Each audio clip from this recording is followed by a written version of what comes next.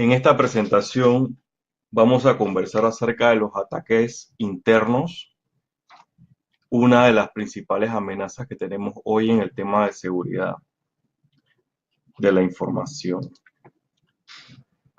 Como dije hace un momento, mi nombre es Eduardo Snape, tengo 24 años de experiencia en temas de tecnología, gestión de proyectos, desarrollo de aplicaciones, seguridad. Soy instructor técnico en temas de seguridad de la información, docente universitario y además fundador de la comunidad Dojo. Aquí pueden ver mis contactos para referencias posteriores. Estamos viviendo un momento histórico en el que las innovaciones tecnológicas están transformando todos los aspectos de nuestra vida. Este momento lo conocemos como transformación digital. La adopción de nuevas tecnologías para el manejo de la información ha traído consigo el cibercrimen. En los últimos años se ha convertido en la gran amenaza para organizaciones de todo el mundo. Los medios de comunicación y las redes sociales constantemente están circulando noticias sobre ciberataques, tales como aparece en esta imagen, firmas de abogados de todo tamaño, empresas de retail, comerciales. Recientemente el Banco de Chile resultó víctima de un ataque informático que causó pérdidas de alrededor de 10 millones de dólares. Y hace ya varios años se dio un ataque importante al sitio web de Ashley Madison, que es un sitio de citas, y generalmente las personas que participaban en este sitio eran personas casadas. Y este ataque produjo que muchas personas de alto perfil eh, incluso llegaron a suicidarse por el impacto de la exposición que tuvo el ataque a este sitio. Habrá, Eduardo, un comentario hablando acerca del ataque a los bancos.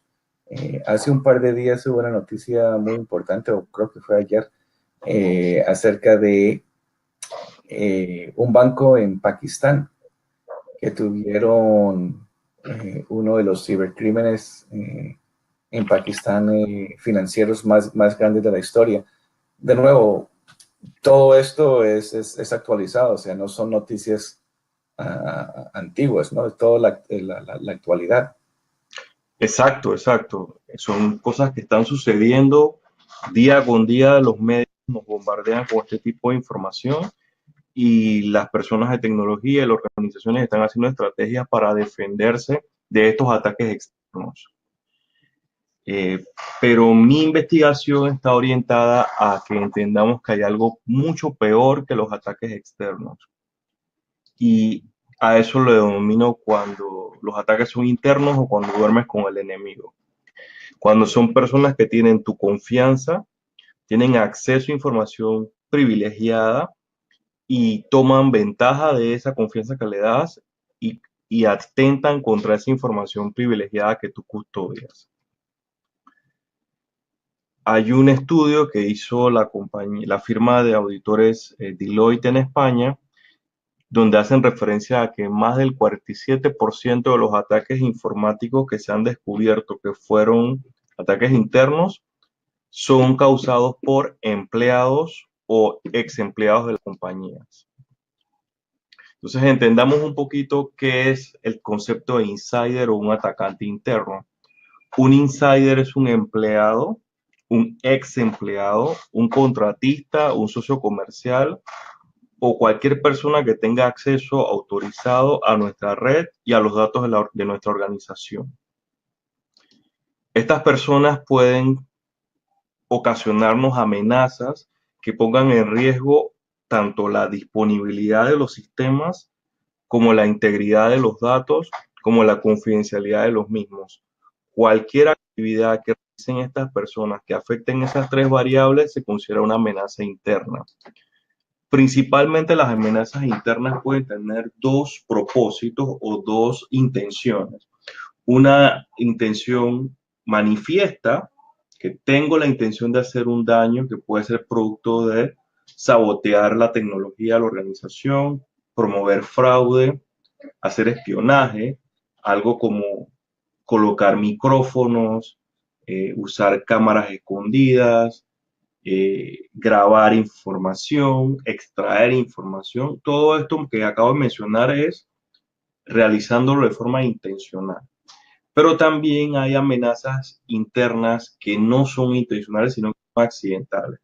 Una persona que envió un correo por error a una persona, es un expediente sensitivo que se extravíe, o algún dispositivo electrónico, entiendas, una portátil, una memoria USB, un disco externo que se pierde y contenga información sensitiva y no fue tratada de la mejor forma, tipo cifrado o algo parecido, es una amenaza latente y grave para las organizaciones modernas.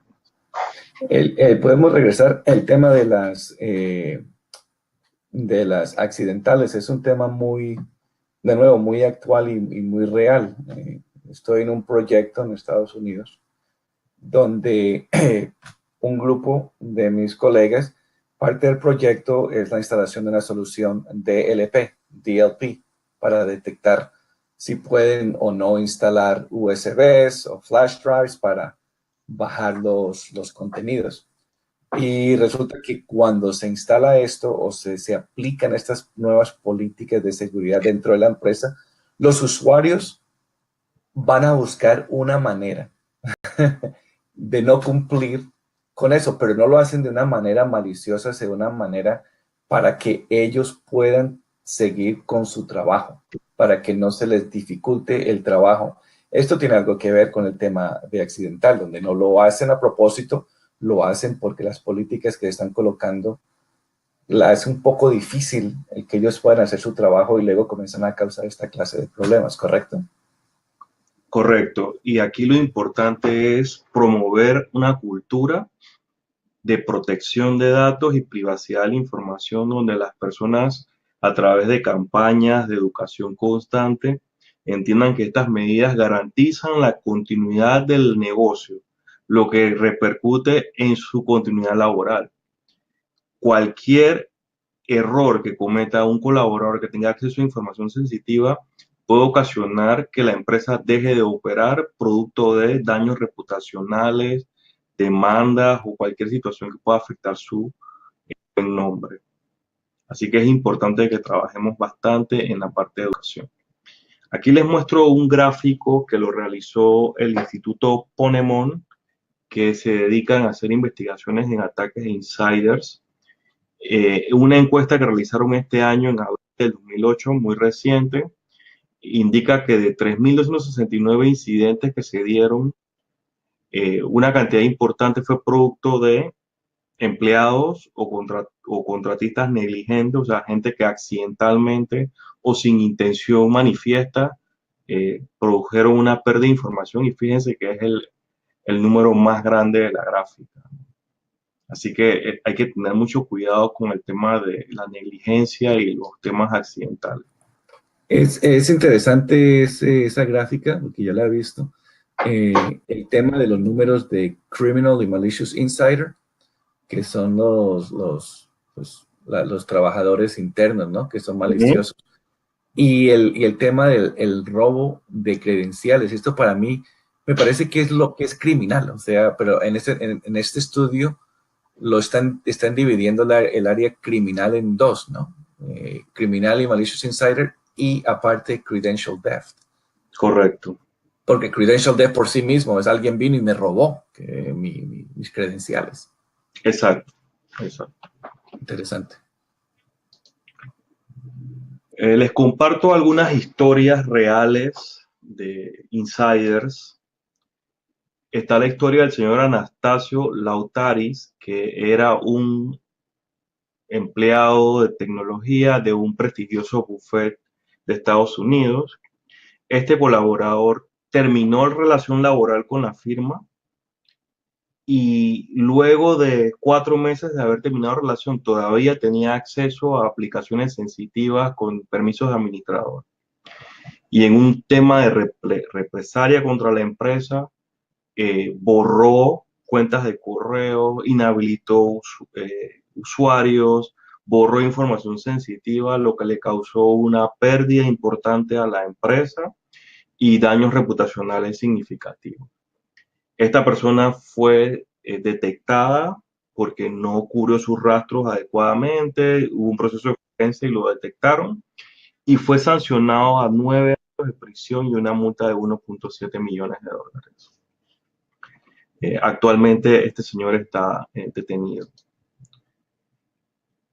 Hay un insider muy famoso, es el señor Anthony Lewandowski, que era o es o fue el ejecutivo principal de Google en los temas de desarrollo de autos autónomos. Recibió una oferta para irse a Uber y se llevó o fue acompañado de cientos de documentos sensitivos del proceso de creación de autos autónomos. Recibió demandas por parte de Google, Uber recibió demandas y todo fue pactado en acuerdos extrajudiciales. Posterior a eso, estando en Uber, empezó a filtrar secretos de la operación de Uber a otras empresas. Entonces, esta es una persona que no necesitaba hacerlo, tenía un perfil sumamente alto, pero en dos compañías extrajo información sensitiva y uno pensaría que empresas como Google y como Uber tendrían todos estos mecanismos de fuga de información, pero esto nos demuestra que cuanto más alto estás en la estructura jerárquica de una organización, las probabilidades de que los mecanismos de control se te apliquen disminuyen. Y esa es una campaña que tenemos que promover en nuestras organizaciones, que no importa el nivel del ejecutivo, tiene que cumplir con los controles que se acuerden para proteger los datos que custodiamos de clientes o que producimos internamente. Ok, ya escuchamos que hay una serie de amenazas que se ciernen sobre las organizaciones generadas por las personas que trabajan para la empresa, que tenemos o visitantes. Y principalmente esas amenazas van a afectar continuidad de los servicios de TI, afectar la integridad de la información que manejamos o puede hacer uso inapropiado de información confidencial. Para nosotros poder minimizar esos ataques, mi apreciación va enfocada a que lo primero que hay que hacer es promover una cultura de valor compartido, libre de humillaciones y de injusticias. Es muy usual que en empresas latinoamericanas se viva un ambiente de gritos, de algún tipo de maltrato, de humillaciones, y esa estructura promueve que las personas no tengan empatía con la empresa y sean susceptibles a sobornos o a hacer acciones en contra de la organización. Entonces es importante promover una cultura libre de humillaciones, injusticia y sobre todo valor compartido, que significa que que la empresa crece, pero yo también crezco. Yo entrego valor a la empresa, pero la empresa también me ayuda a lograr mis objetivos personales. Es muy importante que tengamos reglamentos internos donde se describa cuál es la conducta que se espera del colaborador y tengamos acuerdos de confidencialidad firmados o lo que se conoce como los NDA, Non-Disclosure Agreement, donde el empleado entienda que la información que se maneja en la compañía no puede ser compartida ni divulgada fuera de la organización. Debemos promover un ambiente de control interno y muy importante tener un espacio para que las personas puedan reportar cualquier conducta sospechosa que afecte la integridad de los datos que se custodian. Eduardo, hablemos un poquito acerca de ese punto 5, que yo creo que es uno de los más fáciles gracias a la tecnología. Outlook, por ejemplo, te permite identificar fácilmente cuáles son, puede ser un phishing, cuál puede ser algo así, correos que vienen, que son medio raros. O sea, uno puede utilizar la tecnología que ya existe, no tiene que ir a comprar nuevos equipos, nuevas soluciones para cumplir con el objetivo número 5. Correcto, correcto. Y la idea es que sea lo más económico, lo más accesible posible para que la organización lo pueda hacer y lograr este espacio para obtener esa información. Ok, ahora debemos educar. Y en esta presentación estoy usando el concepto de datos por dos razones. La primera razón porque hay un principio en el área de mercadeo que dice que los consumidores antes eran como perros, eran fieles a la marca. Los colaboradores antes eran fieles a sus empleadores. Versus el modelo actual que dice que el consumidor es como un gato. Los gatos te buscan cuando te necesitan. No son tan apegados al amo. Entonces, lo mismo aplica para los colaboradores hoy día. Los millennials, las nuevas generaciones, no son tan vinculadas a la organización. Entonces, hay que trabajarlo mucho. Poner atención a los datos significa que debemos empezar a observar conductas como, por ejemplo, conflictos entre colaboradores y supervisores. Una diferencia marcada entre un supervisor y un miembro de su equipo o un grupo de miembros de su equipo puede provocar una conducta que afecte a la organización. Colaboradores no seleccionados en promociones. Si hay un ambiente de justicia y de promoción igualitaria, etcétera, eso no afecta, pero si se hizo violando normas, promoviendo a gente sin competencia, puede crear una situación incómoda. Personas que son trasladados de un departamento, diferencias en el tema de compensaciones, una persona que baje su rendimiento drásticamente, tardanzas constantes, ausencias, problemas de salud en temas de familia, problemas financieros, son alertas que hay que poner atención porque es muy probable que una persona que tenga estas situaciones de desesperación lo considere si alguien le ofrece una cantidad de dinero importante para, por ejemplo, colocar un USB en la cafetería y simplemente dejarlo ahí. No sabemos quién puede tomar ese USB, introducirlo en el computador y hacer una situación complicada. O simplemente le hacen una oferta a la persona para que le tome fotos a los tableros que han quedado rayados luego de reuniones. No sabemos qué información se pueda rescatar ahí. O que tome acceso a los basureros y obtenga información sensitiva, que pase por los puestos y tome fotos de documentos o que ponga atención a un cliente específico. Entonces, si la persona tiene estas condiciones, es mejor ayudarlas y apoyarlas para que no sea un trigger de una situación. Podemos regresar porque Por son temas muy supuesto, interesantes por supuesto. que para mí a mi entender, cuando veo todos estos temas, eh, significa que esto no es solamente el tema de ciberseguridad, no es solamente algo del grupo de ciberseguridad, el grupo de TI. Estos puntos me dicen que es una colaboración entre el grupo de ciberseguridad, el grupo de gerencia y el grupo de recursos humanos que tienen que trabajar en conjuntos para identificar algunos de estos puntos, ¿correcto? Efectivamente, esta es una responsabilidad primaria de la junta directiva de la organización. Todo el tema de gestión de riesgo y seguridad es un tema que tiene que ser discutido a nivel de junta directiva y necesita la participación de todos los actores de la organización. Y efectivamente, como tú dices, esta es una tarea colectiva entre los principales ejecutivos de la organización. Y regresando a un punto que hiciste anteriormente, esto es parte de la cultura de la organización que tiene que ser primordial. Así es importante trabajar en una cultura donde todos entendamos que la protección de los datos es importante, que la privacidad de lo mismo es importante y cualquier violación a esto puede afectar negativamente a la compañía y por ende afectarme a mí. Yo puedo perder mi trabajo si la compañía tiene una fuga y hay ejemplos manifiestos de compañías que han desaparecido producto de un data breach y hay un ejemplo muy importante aquí en Panamá que fue la firma de abogados Mossack Fonseca que luego de su situación ya no existe. Una de las firmas más reconocidas del país ya no está operando. Ok.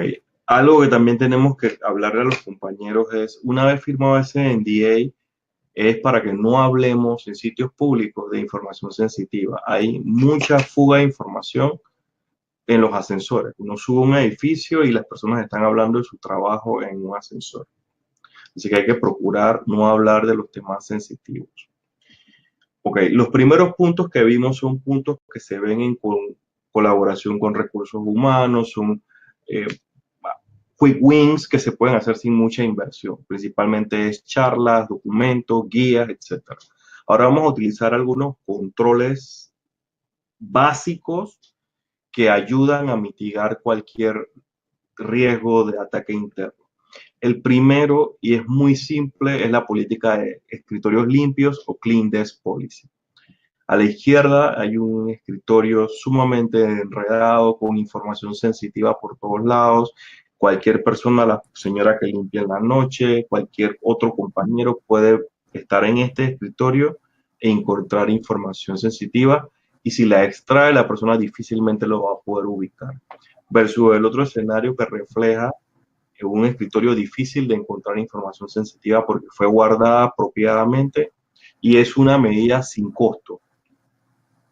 Eso te iba a comentar, Eduardo, algo que me gusta es eso, es que no estamos hablando de inversiones grandísimas y muy costosas y soluciones carísimas y que no muy difíciles de utilizar.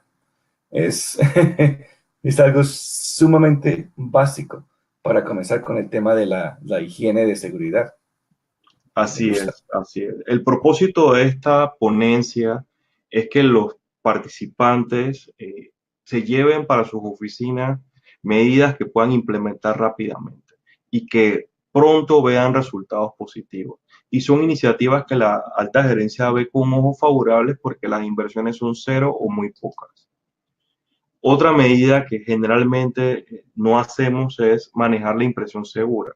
En las organizaciones tenemos impresoras tipo red que están en pasillos, áreas abiertas, y las personas tienden a enviar las impresiones y olvidarlas. Y ese es un lugar donde una persona, un atacante interno, puede encontrar información sensitiva en los impresores. Entonces la práctica es o utilizamos impresoras en oficinas cerradas o en las impresoras públicas colocamos un código que casi todas las impresoras nuevas lo tienen. Envías la impresión no sale hasta que tú te aproximes al impresor y coloques un código que permita que selecciones qué documento quieres imprimir. Este se conoce como impresión segura y evita que información sensitiva quede dispersa o extraviada en las impresoras. Otra medida básica es triturar la información sensitiva. Si yo soy la persona de recursos humanos y estoy trabajando aumentos para los compañeros, hice varias pruebas, bueno, ese documento no debe ser roto, debe ser triturado y en una trituradora que corte en varias direcciones. Porque si es una sola dirección, hay personas muy hábiles que son capaces de armar, eh, rearmar los recortes como si fuese un rompecabezas. Otra medida importante que tiene un costo muy bajo es usar pantallas de seguridad en recursos humanos, en cumplimiento, en departamento de planilla, en departamento de finanzas, en áreas donde hay información sensitiva, procurar que la persona utilice pantallas de seguridad que restringen a que solo el que está de frente puede ver la pantalla. Y una práctica sumamente recomendada es te levantas de tu puesto, bloquear el computador para evitar ataques como, por ejemplo, enviar información en tu nombre ofensiva o que vean la información que estás trabajando y que se dé una filtración de información. Y Acerca de las pantallas de seguridad, yo no sabía la verdad. Hace un mes atrás me di cuenta, un compañero tiene un laptop que ya vienen con ese, es un aplicativo que es parte de laptop, exacto, donde, y yo no sabía, digo, oh, bacanísimo. O sea, uno ya no tiene que tener ese dispositivo adicional, sino que uno activa la aplicación que ya viene con parte del portátil para tener la privacidad. Me pareció interesante, nunca lo había visto. exacto, exacto. Otra medida que no es menos importante es restringir los accesos a los dispositivos USB. No tenemos, hay una gran cantidad de ataques que se originan por algo que hay grabado en un USB. Hay pruebas donde los USB se dejan extraviados en alguna parte de la oficina, la persona lo toma, quiere ver qué hay dentro, lo conecta e infecta de malware el computador. Entonces es una buena práctica restringirlo. Por otro lado, información sensitiva se puede copiar en ese dispositivo, lo cual quieres evitar.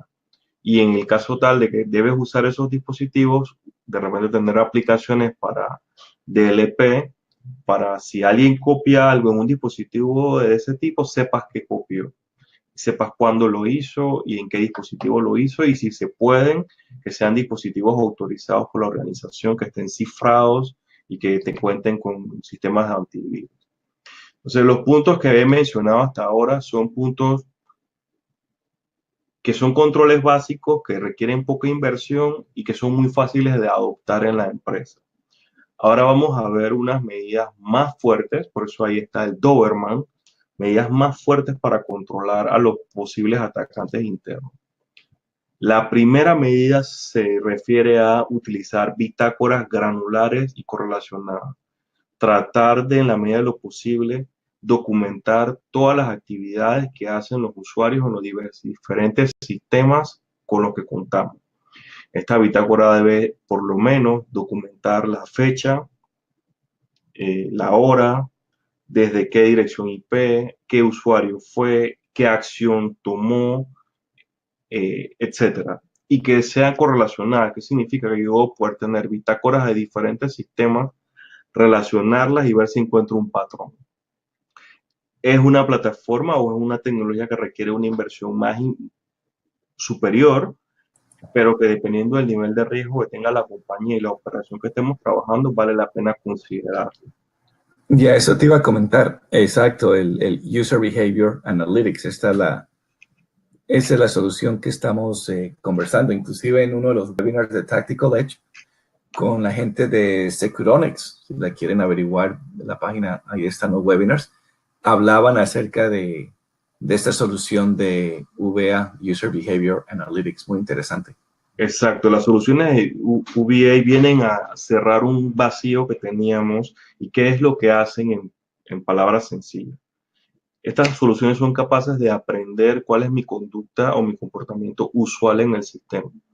Por ejemplo, yo todos los días inicio sesión a las 8 de la mañana, abro la aplicación principal de la compañía, inicio sesión en mi correo electrónico, abro Word y empiezo a trabajar. Pero hoy lo que hice fue que abrí una aplicación como Google Drive o como Box o alguna de estas para compartir documentos, y empecé a cargar una gran cantidad de documentos. Automáticamente recibo una alerta. Esta persona está haciendo algo inusual, ponle atención. Un ejecutivo de ventas que tiene acceso al sistema de ventas, pero nunca accede sábado. Y un sábado accedió y descargó la lista de clientes. Esa es una conducta inusual, recibo una notificación. Me ayuda a anticipar posibles acciones que puedan provocar pérdida de información, alteración de información o falta de continuidad de un servicio o una aplicación. No son soluciones económicas, pero como mencioné hace un momento, si el nivel de riesgo lo amerita, la inversión es totalmente justificada. Exacto, ese es el famoso Return of Investment, ¿no? El Oh, ROI. el ROI, correcto. Exacto. Todo este esquema que estamos hablando de ataques internos necesita que haya una evaluación de riesgo de negocio, donde el negocio entienda que existe un riesgo de parte de los colaboradores, visitantes y demás, y que tiene que hacer lo necesario para demostrarle a su cliente que ha puesto atención a ese riesgo. Si ese riesgo se materializa, él debe poder probarle a sus clientes: mira, yo he hecho todo esto para evitar que esto suceda, pero tuvimos una fuga. Eso reduce la ansiedad del cliente o de los posibles demandantes. Si yo tengo una fuga interna y no hice nada, las probabilidades de que reciba demandas son altísimas. Las dos medidas anteriores que conversamos, el User Behavior Analytics y las bitácoras granulares son principalmente dirigidas a usuario final. Pero ¿qué pasa con la persona que trabaja en el departamento de IT? Para ellos tenemos PAM, Privileged Access Management. Son tecnologías que, uno, toman la responsabilidad del manejo de las contraseñas. Los administradores dejan de conocer las contraseñas de sistemas críticos, bases de datos, equipos de comunicación, murallas de fuego, etcétera, y lo maneja un software.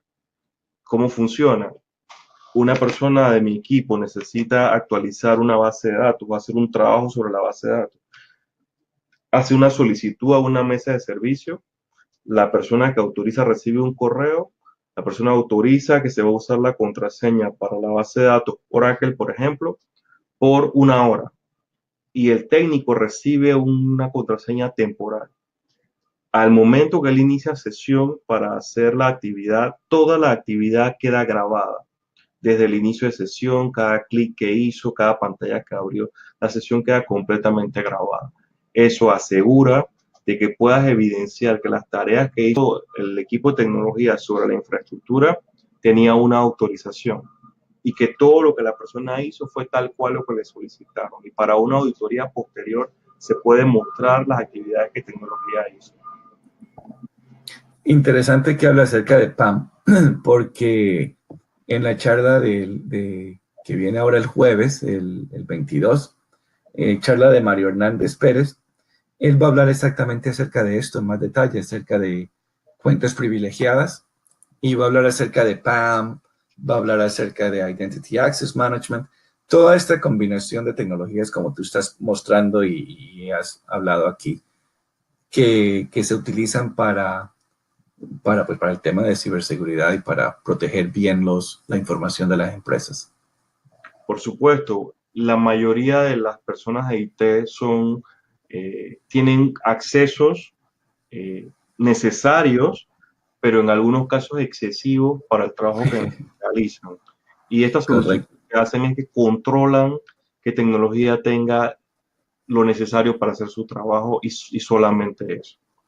Y no solamente esto, esa tecnología de PAM también ayuda mucho al ejemplo, primer ejemplo que tú diste, del tipo que lo despidieron de la oficina de abogados en Dallas. Correcto. Eh, si hubieran tenido esta clase de solución, primero se habrían dado cuenta que esta persona ya no está en la empresa y todavía tiene acceso. Entonces podrían haberlo eliminado o por procesos internos automáticamente deshabilita todos esos accesos o de nuevo controla la clase de acceso que esta persona tiene. Muy interesante. Y teniendo esta solución, él no hubiese tenido ninguna contraseña de administrador, porque Correcto, el PAM tiene las contraseñas. Él correcto. tiene la capacidad de solicitar una contraseña, así que definitivamente no hubiese podido hacer lo que hizo. Tengo una última medida agresiva que tiene que ver con instalación de agentes en los computadores con algo de inteligencia artificial o machine learning, que puedan determinar un tráfico inusual desde un computador. Y eso sirve para alertar al equipo del SOC o del centro de seguridad de situaciones anómalas que están sucediendo en los ordenadores de la oficina. Un ataque de malware que se está esparciendo por la red puede ser detectado aquí. Accesos a otras máquinas como movimientos laterales se pueden detectar en este tipo de solución. Y Eduardo, estamos muy conectados porque sí, en esta sí, hace, yo diría unas 2 o 3 semanas, fue otro de los webinars que hicimos de Tactical Edge con gente de Dark Trace. Hablaron exactamente, toda la charla fue específicamente acerca de esto, de inteligencia artificial y aprendizaje de máquina y cómo esa tecnología se está utilizando para detectar ataques en vivo dentro de nuestras redes. Entonces, de nuevo, estamos muy conectados contigo, Eduardo, que da como miedo. Es que todas estas tecnologías sirven no solo para prevenir ataques externos o para reaccionar a ataques externos, sirven para atender el principal, a mi criterio, riesgo que tienen las compañías, que son las personas que tienen accesos privilegiados a la información y a nuestra confianza. No es que debemos desconfiar de todo el mundo, pero deben haber mecanismos de cuando una persona de ese nivel trata de hacer algo, lo podamos evitar. Porque el daño es muy difícil darte cuenta que una persona que tiene acceso está haciendo mal uso del acceso. Y es muy difícil también demostrar a un ente asegurador, por ejemplo, que, ups, fue gato de casa, el seguro no te paga. Porque el seguro está diseñado para cosas que están fuera de tu control, pero tú debiste haber tenido controles para evitar que alguien interno te realizara un fraude. Entonces, recapitulando lo que hemos visto en esta sesión, tenemos que ponerle atención a nuestros colaboradores, a nuestros datos, entenderlos, crearles un ambiente de respeto y estar pendientes de ayudarlos a crecer. Deben existir reglamentos internos claros y acuerdos de confidencialidad firmados no solo con los colaboradores, sino con nuestros proveedores, porque muchas fugas de información se dan no en el cliente o no en mi organización, se da en los proveedores que tienen acceso a mi información. Ataques grandes como el de Target hace unos años fue producto de que atacaron al proveedor y no a la empresa. Implementar los controles básicos son muy fáciles de implementar, no tienen costos. Dentro de las posibilidades de la empresa y el nivel de riesgo, intentar adoptar tecnologías emergentes. Y lo más importante es, ante una acción, sancionar. Porque si las personas violan las políticas, tienen conductas inapropiadas, filtran información, etcétera, y la organización no sanciona, difícilmente va a poder controlar que esto no se siga creciendo y las consecuencias van a ser terribles para la organización. Con esto yo termino lo que tenía para compartir en la sesión de hoy. No sé si tienes alguna pregunta adicional, pero esto es lo que tenía para compartir.